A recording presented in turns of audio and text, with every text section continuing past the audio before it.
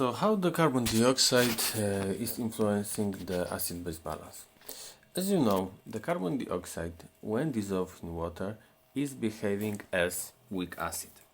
So generally, from chemical perspective, everything that gives up the hydrogen ion is an acid.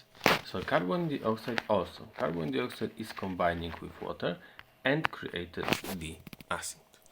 Of course, from our perspective, we are focusing all the time about exercise physiology. So we are talking about this because muscles during the process of exercises are creating a lot of carbon dioxide. So this carbon dioxide, when released from the cells, is getting to the blood and in the plasma is dissolving with water and creating the acid. So it increases the acidity of the blood. We already talked about this, for example, when we talked about the oxygen dissociation curve. When we are talking that increased acidity leads to easier releasing of oxygen from the hemoglobin.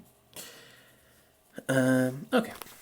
And we also talk about here. So, but it's not the only thing that is happening. We have also a thing that is called the carbonic anhydrase.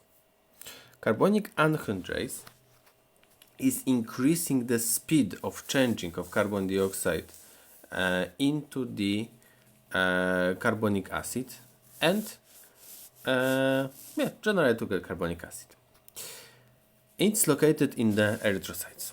And how erythrocytes are helping to reduce acidity? Because we need to remember that generally our organism's metabolism is suited to fight increased acidity. Because breathing is so much proficient, yes? During when the muscles are acting, yes, they are not only creating carbon dioxide, they are also producing the lactic acid. When we have some infection, there is also a lot of carbon dioxide, lactic acid, also some toxins that are quite frequently acidic from bacteria. We can have the ketonic acid produced also by the metabolism. So generally, our metabolic processes are creating a lot of acids. And our organism needs to fight those acids. So most of the processes that are dealing with the acid-base balance are suited to fight acid, yes, to reduce acidity of the blood. The same is here with the erythrocytes. So in erythrocytes we have the carbonic anhydrase, yes. So it's increasing the speed of this chemical reaction. So I told you that carbon dioxide dissolves in water and creates hydrocarbonic acid. But when the carbonic anhydrase is present, this process is far faster. So in erythrocytes, this process is very fast. Also, erythrocytes gives back to the bloodstream hydrocarbonic ion and keeps hydrogen ions in itself, combining it with the hemoglobin. It's very good because hydrocarbonic acid is acting as a base. So it generally lowers the pH. And H plus are attached to the hemoglobin and will unattach in the lungs. It's good or bad? It's good, because in the lungs we'll have the process in opposite direction. So we'll combine hydrogen ion with hydrocarbonic ion. It will create the carbon dioxide and we'll breathe it out. Yes, because it's in the lungs. So we are able to breathe it up. And this is the main idea behind the carbon dioxide chemistry in the body. So we produce this, for example, in the muscles.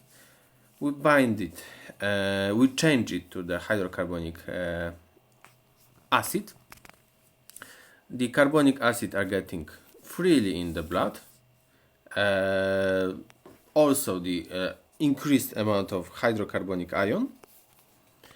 And then carbon dioxide needs to get out through the lungs. Without getting out through the lungs, its acidity would be very high. Yes, of course we will suffocate also, but there will be a problem also with increased levels of the carbon dioxide because it's acidic.